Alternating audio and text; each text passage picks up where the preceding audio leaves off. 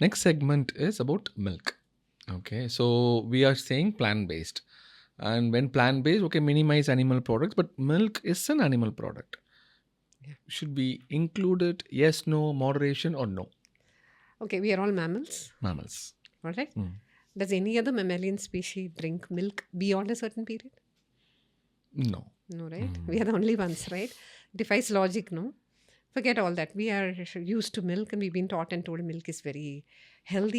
You have to drink a glass But of I'll milk. I'll argue as well that Indian Southeast Asian population have been genetically evolved into a species where they can have lactase enzyme a little bit longer than the Western population. So that is why we are able to handle milk in a much better way compared to the Western people. Yeah, that's what we think, right? When we start giving, actually, I believe there is a very small group in Europe, Huh. the Dutch thingy, where they are the only ones who have been evolved to have the lactase enzyme present. Most population is lactose intolerant. Ah. Um, for me, it's just not that. When did we start mass producing milk? White Revolution, Hmm. 1970s. Hmm. That's when we started mass producing milk.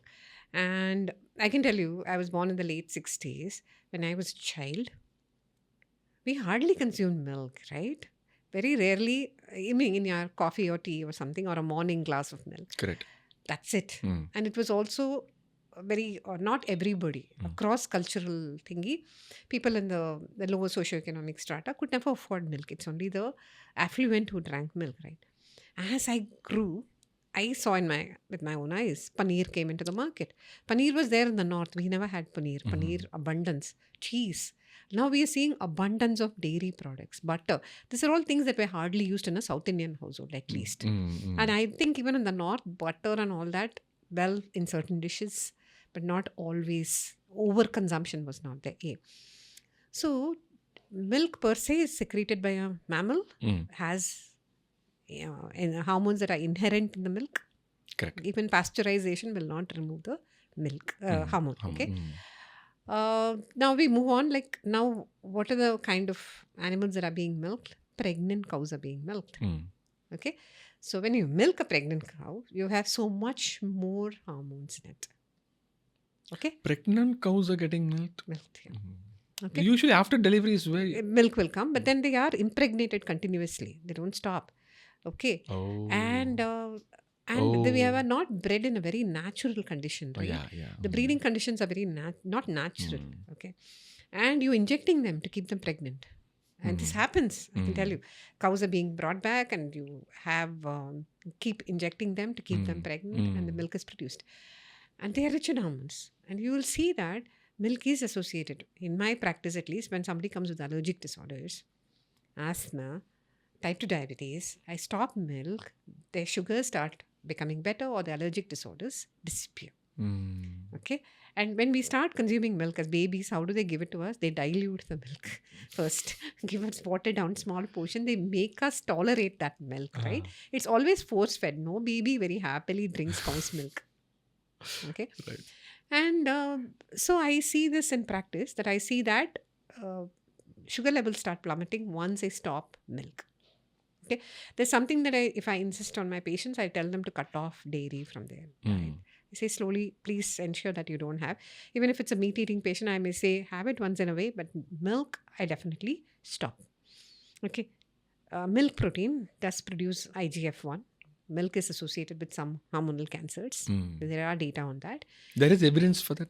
There is evidence for that. And also, type 2 diabetes, saturated fat, milk protein can cause allergies. Casein in the milk, that casein is only considered to produce certain cancers too.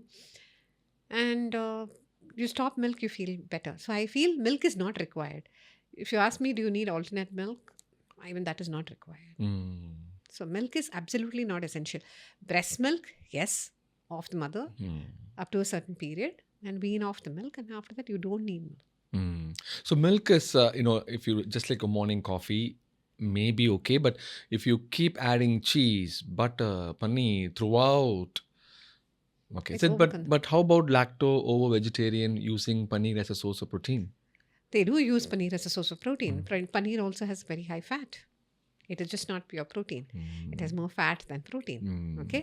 Mm. Now we get low fat paneers. People do eat that paneer, but I don't know how many of them like it. I Mm. haven't tasted it, so I don't know. Mm. But then paneer, I would say in lifestyle medicine, we always taught when you have consume something, always look if there's a better source available. So Mm. I would go anyway the tofu direction rather than a paneer direction. I see. Tofu is a better source of protein, Mm. has a little amount of fiber, and it doesn't have so much of fat. Like It has good fiber it has good compared to fiber. paneer. It has good source of fat. It is not the saturated fat.